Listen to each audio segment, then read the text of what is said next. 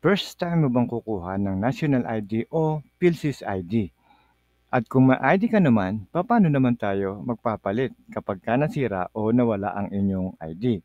So saan tayo pupunta at paano ang proseso? Yan ang pag-uusapan natin ngayon. Alam nyo rin ba na ang PSA ay tumatanggap na ngayon ng mga walk-ins para sa mga PhilSys registration o applicants? Sa ngayon, naka-stop muna ang website registration para bigyan daan ang mga walk-ins at nagpakalat na rin sila ng mga branches para ma-accommodate lahat ng mag-a-apply. So, kailangan pa ba natin ng appointment? So, dito, hindi na.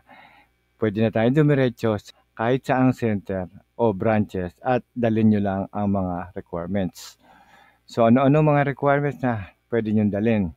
Unang-una, mga primary documents, kamukha ng PSA birth certificate, ang passport, at UMID ID, SSID o kaya GSIS ID, at saka driver's license. So, yan kinikilala yan na primary documents. Ang secondary documents naman ay kamukha ng NBI clearance, police clearance o ID, solo parents, PWD, voters, saka postal ID. So, any secondary ID na merong picture at personal details ay pupwede. Kamukha ng student drivers, pwede rin po yan, saka school ID, pwede rin po yan. Pero, secondary lang po sila, okay? So, saan naman tayo mag-a-apply? Nagsimula nung March 7, nag-stop muna ang website registration at naka-disable na yan. So, pwede tayong mag-apply kahit saang PhilSys outlet na malapit sa inyong lugar. Kaya nagdagdag po sila ng mga outlets para ma-accommodate lahat. Ito naman ang mga listahan ng mga registration centers.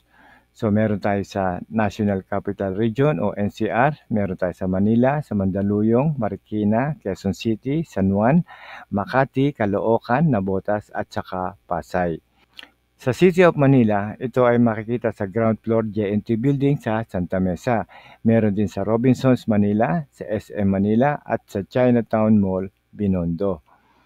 Sa Mandaluyong naman, makikita sa SM Mega Mall, yan sa Ortigas, sa May EDSA, at sa DMW office sa Ortigas. Meron din sa San Juan City Hall. At meron din po tayo sa mga regions. So, lahat po ng regions meron tayo. From Region 1, Region 2, Region 3, Region 4A, 4B. Meron din tayo sa Region 5, Region 6, Region 7, 8, 9, 10, 11, 12, 13, kasama na rin ang BARMM. So, may bayad po ba kung first time tayong kukuha ng bagong ID? So, wala po tayong babayaran dyan. Pero, kung ito ay replacement, meron po tayong babayaran para sa damage o kaya ay nawala. Paano naman natin malalaman kung saan tayo pupunta? So, ibibigay ko rin sa inyo mga exact location. So, unang-una, pupunta tayo sa ating browser at i-enter natin ang link na ito.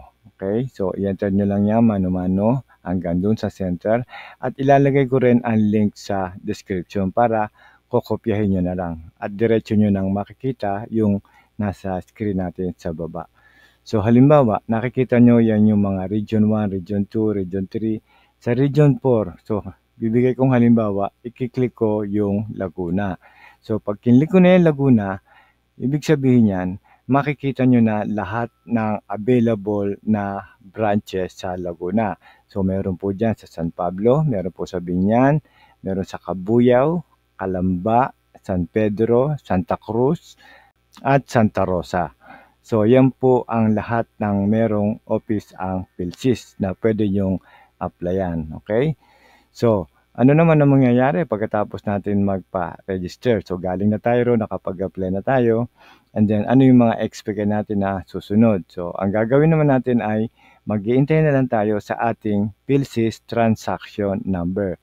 Yan yung ibibigay nila sa inyo na pag tutubusin nyo na ay ipapakita nyo dun sa magde-deliver sa inyo. Okay? So, kalawa, i-deliver yan sa inyong address, sa inyong bahay. Okay? At yung binigay sa inyo na transaction number, yun yung ipapakita nyo dun sa magde-deliver. O kaya magpakita lang na isang valid ID para sa courier para sa verification. Hanggang dito na lang at sana'y nakatulong uli kami sa inyo at huwag niyo lang po kakalimutan na isang thumbs up lang po natin diyan. Masaya na po kami. Huwag niyo rin kakalimutan na mag-like, subscribe at hit the notification bell para updated kayo sa ating mga future videos.